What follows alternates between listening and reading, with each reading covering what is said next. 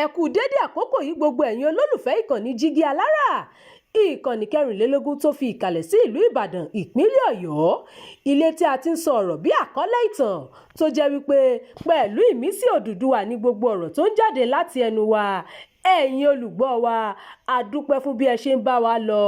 Ojú tẹ́ fi ń fò wá kò ní fọ́, bẹ́ẹ̀ sì ni etí tẹ́ fi ń gbọ́ wa kò ní di tẹ́ náwó sí láéláé.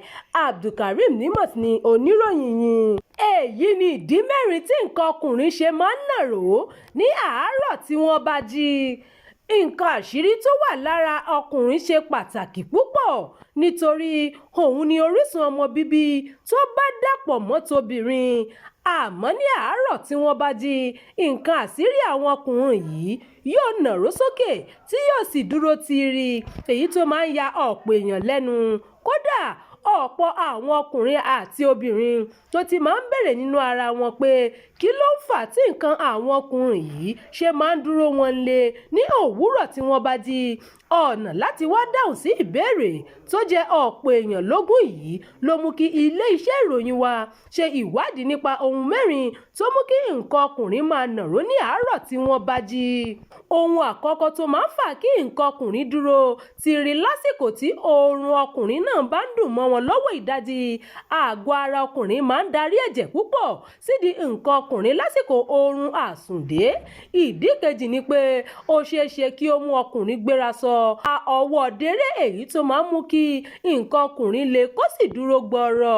Ìdí kẹta ni pé àti ọmọdé àti àgbà, ọkùnrin tó bá ń jẹ oúnjẹ aṣaralóore dáadáa tí kò ṣàárẹ̀ tí omi àti ẹ̀jẹ̀ ara rẹ̀ sì ń rìn yíká ara rẹ̀, ó ní òdiwọ̀n ẹ̀jẹ̀ tó yẹ kó lọ sídìí iṣan nǹkan ọmọkùnrin nígbà tó bá sùn lálẹ́. Èyí yóò sì jẹ́ kí nǹkan ọkùnrin rẹ̀ dìde ní kété tó bá jí ní òwúrọ̀.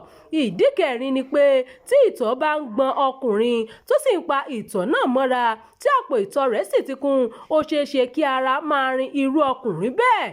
Ìdí sì rèé tí nǹkan ọkùnrin rẹ̀ yóò fi dúró kó tó tọ̀ ní òwúrọ̀. Àmọ́ tí o bá jẹ́ ọkùnrin tí o kò ní irú ìrírí kí nǹkan ọkùnrin rẹ̀ máa dúró wọn lé ní òwúrọ̀, tètè yára kàn sáwọn dókítà akọ́ṣẹ́mọṣẹ́ oníṣègùn.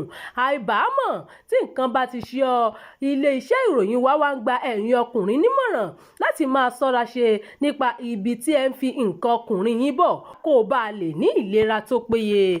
Ìròyìn fún ti àkókò yìí kò ní jù báyìí lọ. Ẹ má gbàgbé láti tẹ̀lé ìkànnì yìí.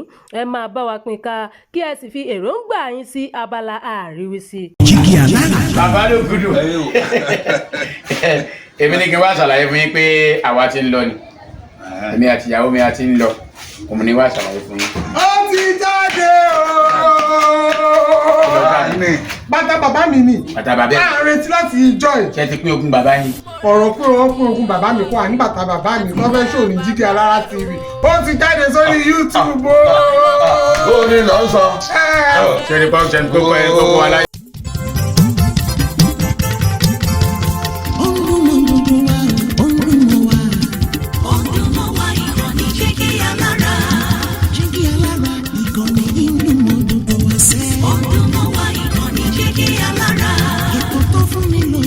Ètò tó máa ní lọ́yẹ̀ wà ń bẹ̀. Ọdún mọ́ wá ìkànnì Jígí Alára. Ìròyìn lóríṣiríṣi tàbí mọ bó ṣe ń lọ láwùjọ.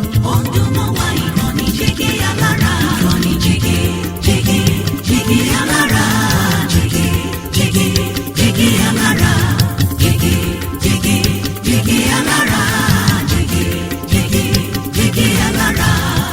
Ìkànnì Jígí Alára 24, bàbá gbogbo.